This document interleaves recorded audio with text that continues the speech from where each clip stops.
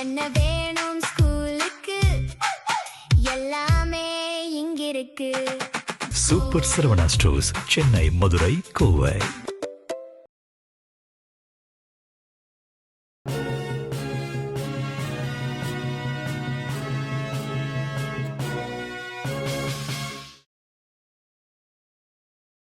வணக்கம்.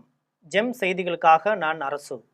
இந்திய நேரப்படி காலை 8:30 மணி செய்திகள். முதலில் ஜெம் தலைப்புச் செய்திகளை காணலாம்.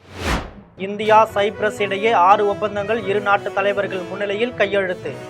இருதரப்பும் இணைந்து 5 ஆண்டு கால பாதுகாப்பு ஒத்துழைப்புக்கான திட்ட வரைவை வெளியிட்டனர். மிருகத்தனமான குற்றவாளிகளை காவல்துறையினர் உடனடியாக கைது செய்ய வேண்டும். கோவையில் சிறுமி உயிர்மயக்கப்பட்ட சம்பவத்தில் தமிழக பாஜக முன்னாள் மாநில தலைவர் அண்ணாமலை வலியுறுத்தல். கோவை அருகே 10 வயது சிறுமி சடலமாக மீட்கப்பட்ட சம்பவம். 2 பேரை கைது செய்தது காவல்துறை. அமெரிக்க வீரர்கள் 5000 பேரை போலந்து அனுப்ப அமெரிக்க அதிபர் ட்ரம்ப் முடிவு. நேட்டோ நாடுகள் அதிர்ச்சி. ஹைதராபாத்தில் நடைபெற்ற 67வது IPL 20 ஓவர் கிரிக்கெட் போட்டி.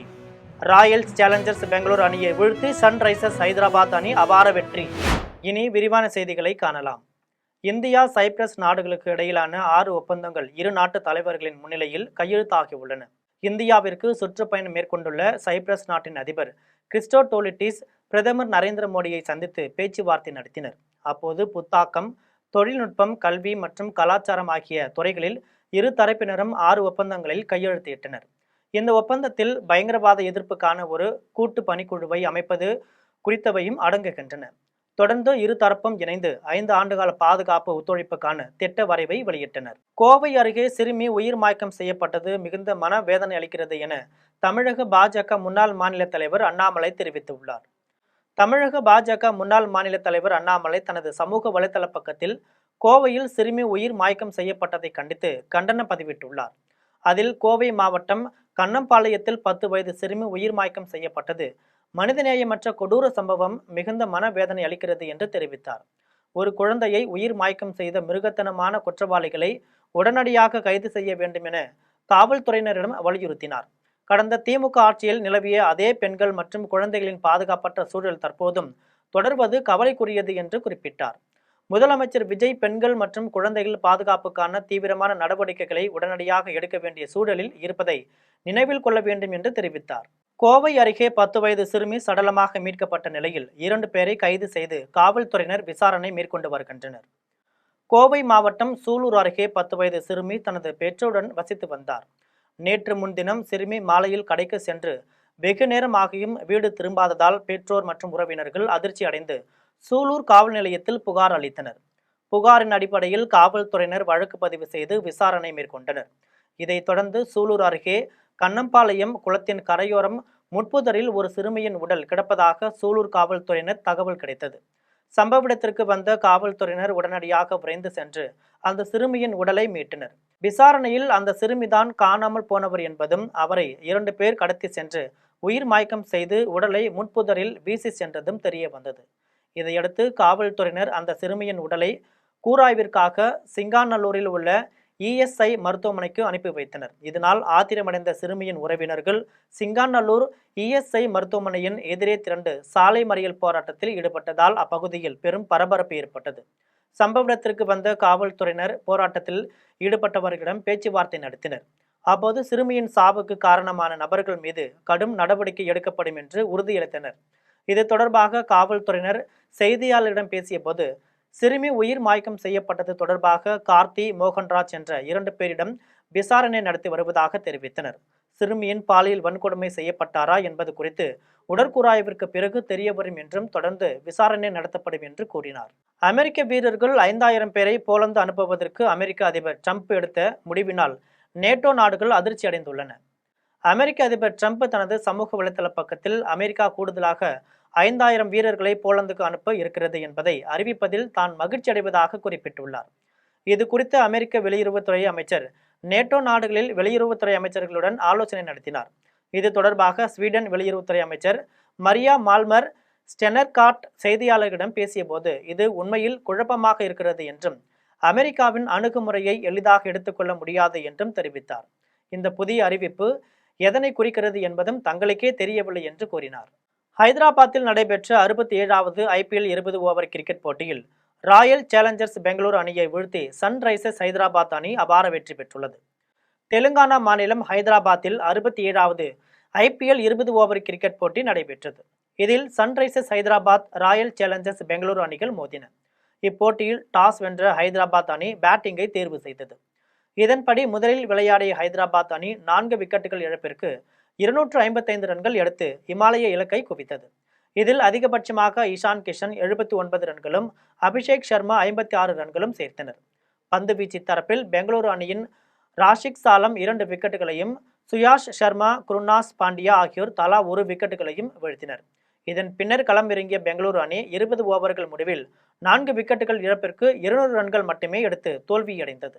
இதில் அதிகபட்சமாக ரஜத் பட்டர் 56 ரன்களும், வெங்கடேஷ் ஐயர் 44 ரன்களும் எடுத்தனர். பந்து வீச்சு தரப்பில் இஷான் மலிங்கா 2 விக்கெட்டுகளும், டிராவிஸ் ஹெட், சாகிப் ஹுசைன் ஆகியோர் தலா 1 விக்கெட்டுகளையும் வீழ்த்தி ஹைதராபாத் அணியின் வெற்றிக்கு வழிவகை செய்தனர்.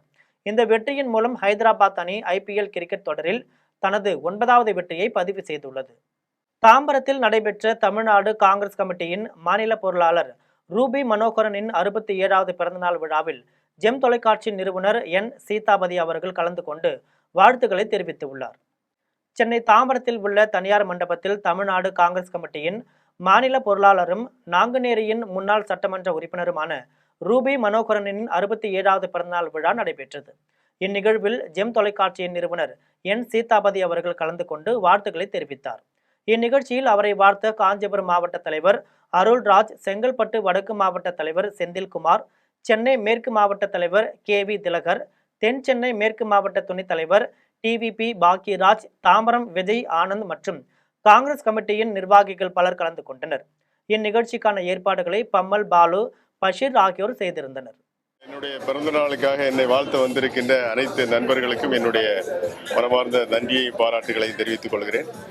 இந்த பிறந்த நாளில் நம்முடைய தலைவர் ராகுல் காந்தி அவர்கள் 2029 பிரதமராக வர வேண்டும். அதற்காக தொண்டர்கள் அனைவரும் நாம் இப்போதே உழைக்க தயாராக வேண்டும். நிச்சயமாக ராகுல் காந்தி அவர்கள் நம்முடைய நாட்டினுடைய பிரதமராக வருவது உறுதி. அதற்கு நாம் எல்லாம் கடுமையாக உழைப்பதற்கு தயாராக வேண்டும் என்று என்னுடைய பிறந்தநாள் செய்தியாக என்னுடைய தொண்டர்களுக்கு. தமிழ்நாடு உணவு பொருள் வழங்கல் கழக தலைமை அலுவலகத்தில் ஆய்வு மேற்கொண்ட அமைச்சர் வெங்கடரமணன் நெல்லை பாதுகாப்பதற்கான தரமான கிடங்குகள் கட்டப்படும் என தெரிவித்துள்ளார். தமிழ்நாடு அரசு உணவு மற்றும் நுகர்வோர் பாதுகாப்புத்துறை அமைச்சர் வெங்கடரமணன் சென்னை சேப்பாக்கத்தில் குடிமைப் பொருள் வழங்கல் கழக தலைமை அலுவலகத்திற்கு நேரில் சென்று ஆய்வு மேற்கொண்டார். புதிதாக பொறுப்பேற்றதை தொடர்ந்து துறை செயல்பாடுகளை மேம்படுத்துவது குறித்து அவர் உயர் அதிகாரிகளுடன் தீவிர ஆலோசனை நடத்தினார். அலுவலகத்தின் பல்வேறு பிரிவுகளுக்கு நேரில் சென்ற அமைச்சர் கோப்புகள், பராமரிப்பு, அன்றாட பணிகள் குறித்து அதிகாரிகளிடம் கேட்டறிந்தார்.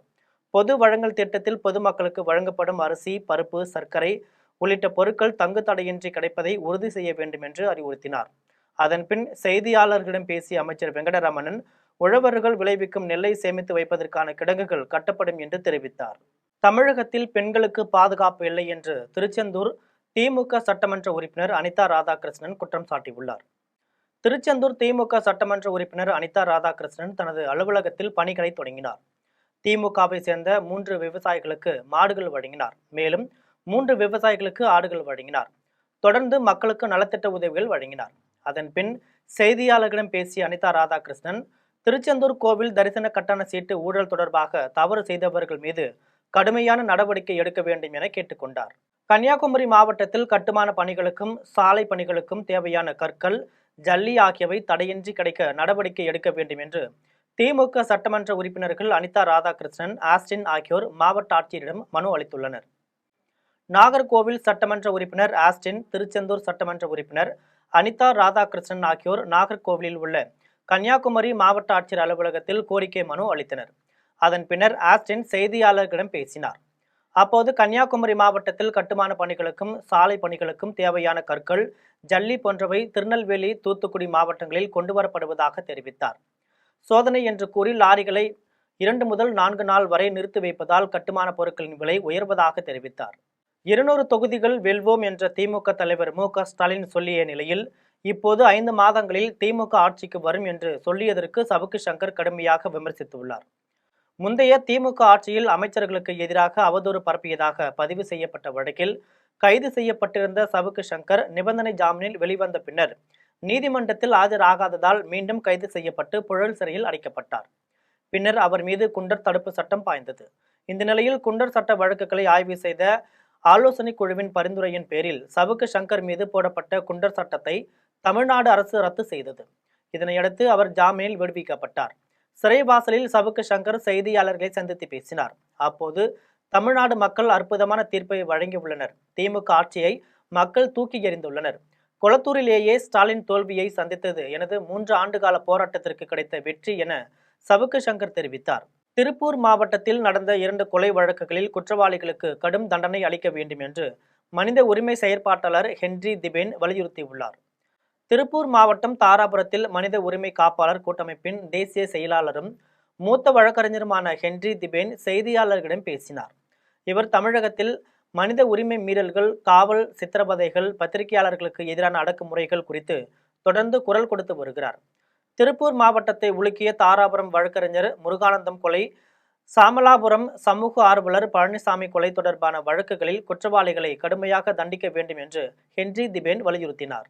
திருப்பூர் தாராபுரம் நகரின் நடுவே உள்ள டாஸ்மாக் கடையை மூடக்கோரி பொதுமக்களும் வணிகர்களும் கோட்டாட்சியரிடம் மனு அளித்துள்ளனர். தாராபுரம் நகரின் நடுவே உள்ள டாஸ்மாக் மதுக்கடையால் பொதுமக்கள், பெண்கள், மாணவ மாணவியர், வணிகர்கள் ஆகியோருக்கு கடும் இன்னல்கள் ஏற்படுகிறது. பள்ளி, கல்லூரி, கோவில், மருத்துவமனை ஆகியவற்றிற்கு செல்லும் பொதுமக்கள் இந்த கடை முன்பு நடந்து செல்ல வேண்டியுள்ளது. இதனால் இந்த மதுக்கடையை மூடக்கோரி கோட்டாட்சியரிடம் பொதுமக்களும் வணிகர்களும் வணிகர் சங்க தலைவர் ஞானசேகரன் தலைமையில் மனு அளித்துள்ளனர்.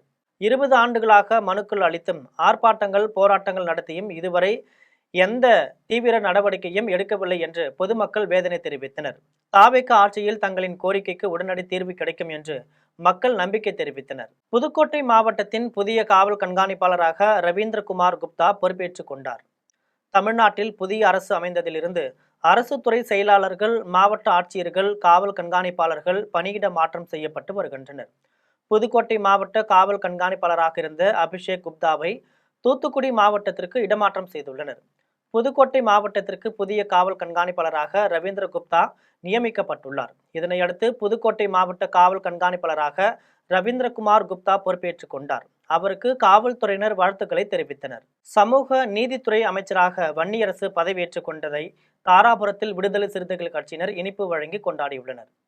விடுதலை சிறுத்தைகள் கட்சியின் மாநில துணை பொதுச் செயலாளரும் திண்டிவனம் சட்டமன்ற உறுப்பினருமான வன்னியரசு தமிழக அரசின் சமூக நீதித்துறை அமைச்சராக பதவியேற்றுக் கொண்டார். இதை கொண்டாடும் வகையில் தாராபுரத்தில் ஈரோடு மண்டல துணை செயலாளர் தமிழ்முத்து தலைமையில் நடைபெற்ற நிகழ்ச்சியில் பொதுமக்களுக்கு இனிப்புகள் வழங்கி மகிழ்ச்சியை பகிர்ந்து கொண்டனர். இதில் விடுதலை சிறுத்தை கட்சியினரும் பல்வேறு அமைப்பினரும் கலந்து கொண்டனர்.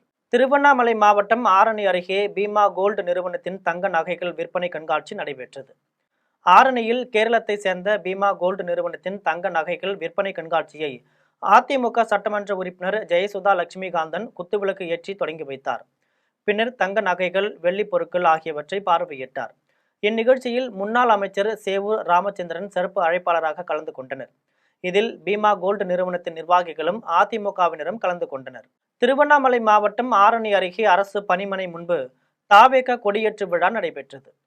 ஆரணி அரசு போக்குவரத்து கழக பணிமனை முன் தாவேக மாவட்ட தொழிற்சங்க நிர்வாகி தரணி தலைமையில் கொடியேற்று விழா நடைபெற்றது. இந்த நிகழ்வில் தாவேக மாவட்ட செயலாளர் சத்யா சிறப்பு விருந்தினராக கலந்து கொண்டு தாவேக கட்சி கொடியேற்றி வைத்து பொதுமக்கள் அனைவருக்கும் அன்னதானம் வழங்கினார். இதில் மாவட்ட இணை செயலாளர் சத்யராஜ், மாவட்ட பொருளாளர் அசோக், கஜேந்திரன், வழக்கறிஞர் அணி மாவட்ட ஒருங்கிணைப்பாளர் சுந்தர்ராஜன், தொழிற்சங்க நிர்வாகிகள் ஆனந்தன், செந்தில்குமார், ஹரிதாஸ், தரணி ஜெயபிரகாஷ், கமல்நாதன், நகர பொருளாளர் மதுமிதா, செயற்குழு உறுப்பினர் துர்கா ஆகியோர் கலந்து கொண்டனர். காஞ்சிபுரம் மாவட்ட ஆட்சியர் அலுவலகத்தில் அரசு பள்ளி மாணவ மாணவியர்களுக்கான வல்லமை தாராயோ கோடை சிறப்பு முகாம் நடைபெற்றது. காஞ்சிபுரம் மாவட்ட ஆட்சியர் அலுவலக மக்கள் நல்லுறவு மைய கூட்டரங்கில் பள்ளிக்கல்வித்துறை சார்பில் அரசு பள்ளி மாணவ மாணவியர்களுக்கான வல்லமை தாராயோ கோடை சிறப்பு முகாம் நடைபெற்றது.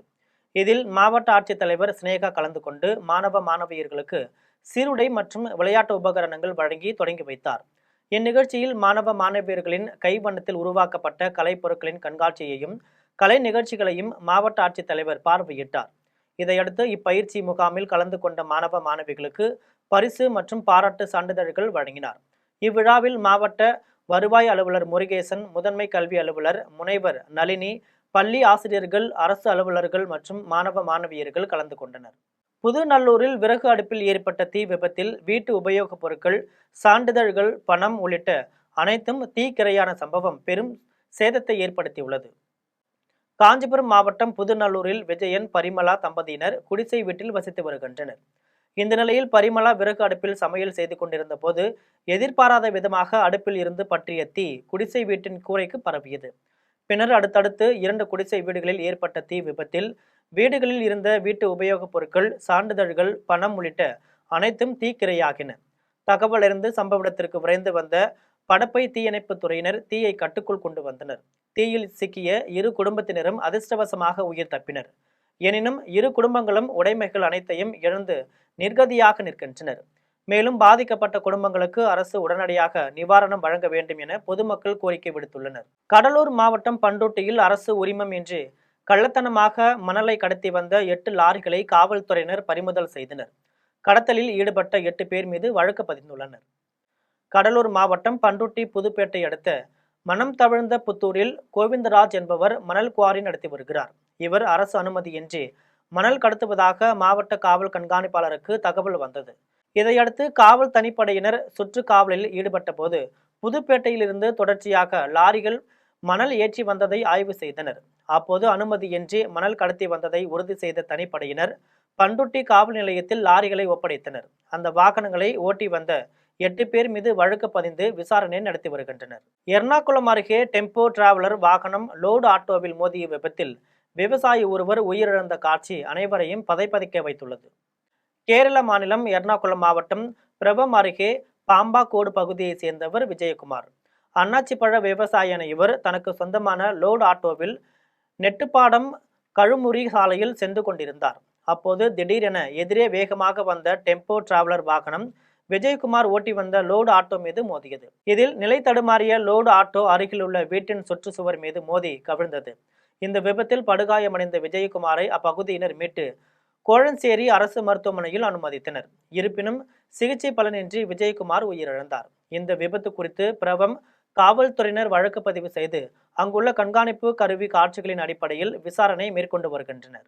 தாராபுரம் அமராவதி ஆற்று நீரில் மூழ்கிய கல்லூரி மாணவன் 2 நாட்களுக்கு பிறகு உயிரிழந்த நிலையில் அவரது உடல் மீட்கப்பட்டுள்ளது. தாராபுரம் திருப்பூர் பொல்லிக்காளிப்பாளையத்தை சேர்ந்தவர் சிவராஜ். இவரது மகன் பிரேம்குமார் அங்குள்ள தனியார் கல்லூரியில் பிகாம் படித்து வந்தார். இவர் தனது நண்பர்களுடன் தாராபுரம் சீத்தக்காடு அமராவதி ஆற்றில் குளிக்கும் போது தண்ணீரில் மூழ்கினார். உடனே இது குறித்து அவரது நண்பர்கள் தாராபுரம் தீயணைப்பு நிலையத்திற்கு தகவல் தெரிவித்தனர். அவர்கள் விரைந்து வந்து பிரேம்குமாரை தேடினர். ஆனால் அவரை கண்டுபிடிக்க முடியவில்லை. இதையடுத்து 2 நாளின் தேடுதலுக்கு பிறகு அவர் மூழ்கிய இடத்திலிருந்து சிறிது தொலைவில் உயிரிழந்த நிலையில் பிரேம்குமார் உடல் மீட்கப்பட்டது. இது குறித்து தாராபுரம் காவல்துறையினர் வழக்கு பதிவு செய்து விசாரணை மேற்கொண்டு வருகின்றனர். மேலும் உடுமலை சட்டமன்ற உறுப்பினர் ஜெயக்குமார் உயிரிழந்த பிரேம்குமாரின் தந்தை சிவராஜிற்கு நெருங்கிய நண்பர் என்பதால் அவரது குடும்பத்தினருக்கு தனது ஆறுதலை தெரிவித்தார். கன்னியாகுமரியில் தற்காலிக துணை வட்டாட்சியர் பணியிடங்களை நிரப்பாமல் 4 மாதமாக அலைக்கழிக்கும் மாவட்ட நிர்வாகத்தை கண்டித்து வருவாய்த்துறை ஊழியர்கள் போராட்டத்தில் ஈடுபட்டனர். கன்னியாகுமரி மாவட்டத்தில் வருவாய்த்துறையில் 8 தற்காலிக துணை வட்டாட்சியர் பணியிடங்கள் காலியாக உள்ளது. இதனால் பிற ஊழியர்களுக்கு வேலை பளு அதிகரித்து உள்ளது. கோப்பில் உடனே கையெழுத்து போட்டு தருகிறேன் என்று 4 மாதங்களாக ஊழியர்களை அலைக்கழித்து வருகின்றனர். அதே வேளையில் தேர்தல் பணியிலிருந்து உயிரிழந்த ஊழியருக்கு இதுவரை கருணை தொகை கூட கொடுக்காமல் இழுத்தடிக்கப்பட்டு வருகிறது. இதனை கண்டித்தும் உடனே தற்காலிக துணை வட்டாட்சியர் பணியிடங்களை நிரப்ப கேட்டும் நாகர்கோவிலில் ஆட்சியர் அலுவலகத்தில் வருவாய்த்துறை ஊழியர்கள் உள்ளிருப்பு போராட்டத்தில் ஈடுபட்டனர். அதிகாரிகள் வந்து பேச்சுவார்த்தை நடத்தியும் உடன்பாடு எட்டாததால் ஊழியர்களின் போராட்டத்தால் அலுவலக பணிகள் முடங்கியது. பெரம்பலூரில் விசிக சார்பில் திமுக துணை பொதுச் செயலாளர் ராசாவின் எக்ஸ்எல் பதிவிற்கு கண்டனம் தெரிவித்து புதிய பேருந்து நிலையம் பகுதியில் ஆர்ப்பாட்டம் நடைபெற்றது. தமிழக வெற்றி கழகத்தின் தலைவர் விஜயன் தலைமையிலான அரசியல் விடுதலை சிறுத்தைகள் கட்சியின் சட்டமன்ற உறுப்பினர் வன்னியரசுக்கும் அமைச்சர் பதவி வழங்கப்பட்டுள்ளது. இதற்கு திமுகவினர் பல்வேறு விதமான எதிர்ப்புகளை தெரிவித்து வருகின்றனர். அதன் ஒரு பகுதியாக திமுக துணை பொதுச் செயலாளர் ராசா தனது எக்ஸ்தலத்தில் விடுதலை சிறுத்தைகள் கட்சி அமைச்சரவையில் பங்கேற்றதை கண்டித்து பதிவிட்டிருந்தார். இதற்கு எதிர்ப்பு தெரிவித்த விடுதலை சிறுத்தைகள் கட்சியினர் ராசாவின் எக்ஸ் பதிவினை கண்டித்தும் அதற்கு மன்னிப்பு கேட்க வலியுறுத்தியும் ஆர்ப்பாட்டம் செய்தனர். விசிக பெரம்பலூர் மாவட்ட செயலாளர் கிருஷ்ணகுமார் தலைமையில் புதிய பேருந்து நிலையம் பகுதியில் நடைபெற்ற இந்த ஆர்ப்பாட்டத்தில் 100க்கும் மேற்பட்ட விசிகவினர் கலந்து கொண்டு ராசாவிற்கு எதிராக முழக்கமிட்டனர். ஆரணி அருகே திமுக நிர்வாகியிடமிருந்து கோவில் இடத்தை மீட்டு தரக்கோரி கிராம மக்கள் சாலை மறியல் போராட்டத்தில் ஈடுபட்டனர். திருவண்ணாமலை மாவட்டம் ஆரணி அருகே புதுப்பாளையம் கிராமத்தில் பழமை வாய்ந்த ஸ்ரீ அமிர்தவள்ளி உடனுரை ஆதீஸ்வரர் ஆலயம் அமைந்துள்ளது. இக்கோவிலுக்கு அருகே உள்ள இடத்தை அதே கிராமத்தை சேர்ந்த முன்னாள் திமுக ஊராட்சி மன்ற தலைவர் நந்தினியின் கணவர் கண்ணன் என்பவர் ஆக்கிரமித்து ஊராட்சி மன்ற அலுவலக கட்டிடம் அமைக்கும் பணியில் ஈடுபட்டார். இதற்கு எதிர்ப்பு தெரிவித்து கிராம பொதுமக்கள் பல்வேறு போராட்டங்களில் ஈடுபட்டு வந்ததுடன் வருவாய்த்துறையினரிடம் பலமுறை புகார் அளித்தனர். புகாரின் பேரில் அதிகாரிகள் நடவடிக்கை மேற்கொள்ளாததால் நீதிமன்றத்தில் பொதுமக்கள் வழக்கு தொடுத்தனர். இதனிடையே வழக்கு நிலுவையில் உள்ள நிலையில் திமுக பிரமுகர் கண்ணன் என்பவர் நீதிமன்றத்தை அவமதிக்கும் வகையில் நிறுத்தி வைக்கப்பட்ட கட்டிட பணியை மீண்டும் துவக்கினார். இதனால் ஆத்திரமடைந்த பகுதி மக்கள் ஆரணி வேலூர் சாலையில் அமர்ந்து திடீரென சாலை மறியலில் ஈடுபட்டனர். அப்போது திமுக நிர்வாகி மீது அதிகாரிகள் உடனடி நடவடிக்கை எடுக்க வேண்டும் என்றும் கோவில் இடத்தை மீட்டு தர வேண்டும் என்றும் வலியுறுத்தினர். இது குறித்து தகவல் அறிந்து சம்பவ இடத்திற்கு வந்த காவல்துறையினர் சாலை மறியலில் ஈடுபட்டவர்களிடம் பேச்சுவார்த்தை நடத்தி உரிய நடவடிக்கை எடுக்கப்படும் என உறுதியளித்ததன் பேரில் அனைவரும் கலைந்து சென்றனர். தூத்துக்குடி ஸ்டெர்லைட் போராட்டத்தில் நடைபெற்ற துப்பாக்கிச் சூட்டில் உயிர் நீத்த தியாகிகளுக்கு கோவில்பட்டியில் தமிழக வெற்றிக் கழகத்தின் சார்பில் நினைவஞ்சலி செலுத்தப்பட்டது. தூத்துக்குடி மாவட்டம் கோவில்பட்டி பயணியர் விடுதி முன்பு தூத்துக்குடி ஸ்டெர்லைட் போராட்டத்தில் நடைபெற்ற துப்பாக்கிச் சூட்டில் உயிர் நீத்த தியாகிகளுக்கு தமிழக வெற்றிக் கழகத்தின் சார்பில் நினைவஞ்சலி செலுத்தும் நிகழ்ச்சி நடைபெற்றது. தமிழக வெற்றிக் கழகத்தின் தூத்துக்குடி வடக்கு மாவட்ட செயலாளர் பாலசுப்ரமணியன் தலைமையில் தமிழக வெற்றிக் கழகத்தினர் பங்கேற்று துப்பாக்கிச் சூட்டில் உயிரிழந்தவர்களின் புகைப்படங்களுக்கு மலர் தூவி மரியாதை செலுத்தினர். அதனைத் தொடர்ந்து கோவில்பட்டி அரசு போக்குவரத்து அலுவலகத்தில் கிராமப்புற மக்களுக்கு ஏற்பட்டு வரும் போக்குவரத்து இடையூறுகள் குறித்து போக்குவரத்து கிளை மேலாளர் சங்கிலி மாடசாமியுடன் ஆலோசனை நடத்தினர். மேலும் தமிழக முதலமைச்சர் ஜோசப் விஜயின் புகைப்படத்தையும் வழங்கினர். மீண்டும் ஜெம் தலைப்புச் செய்திகள். இந்தியா சைப்ரஸ் இடையே 6 ஒப்பந்தங்கள் இரு நாட்டு தலைவர்கள் முன்னிலையில் கையெழுத்து. இருதரப்பும் இணைந்து 5 ஆண்டு கால பாதுகாப்பு ஒத்துழைப்புக்கான திட்ட வரைவை வெளியிட்டனர். மிருகத்தனமான குற்றவாளிகளை காவல்துறையினர் உடனடியாக கைது செய்ய வேண்டும். கோவையில் சிறுமி உயிர்மயக்கப்பட்ட சம்பவத்தில் தமிழக பாஜக முன்னாள் மாநில தலைவர் அண்ணாமலை வலியுறுத்தல். கோவை அருகே 10 வயது சிறுமி சடலமாக மீட்கப்பட்ட சம்பவம். 2 பேரை கைது செய்தது காவல்துறை. அமெரிக்க வீரர்கள் 5000 பேரை போலந்து அனுப்ப அமெரிக்க அதிபர் ட்ரம்ப் முடிவு. நேட்டோ நாடுகள் அதிர்ச்சி. ஹைதராபாத்தில் நடைபெற்ற 67வது IPL 20 ஓவர் கிரிக்கெட் போட்டி. ராயல்ஸ் சேலஞ்சர்ஸ் பெங்களூர் அணியை வீழ்த்தி சன்ரைசர்ஸ் ஹைதராபாத் அணி அபார வெற்றி. இத்துடன் ஜெம் செய்திகள் நிறைவடைகின்றன. மீண்டும் ஜெம் செய்திகள் மதியம் 1:30 மணிக்கு. உடனுக்குடன் செய்திகளை காண gemlive.tv என்ற இணையதளத்தில் இணைந்திருங்கள். நன்றி, வணக்கம்.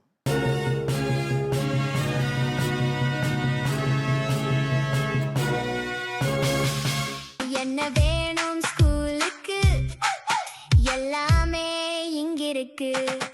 Super Saravana stores, Chennai, Madurai, Kovai.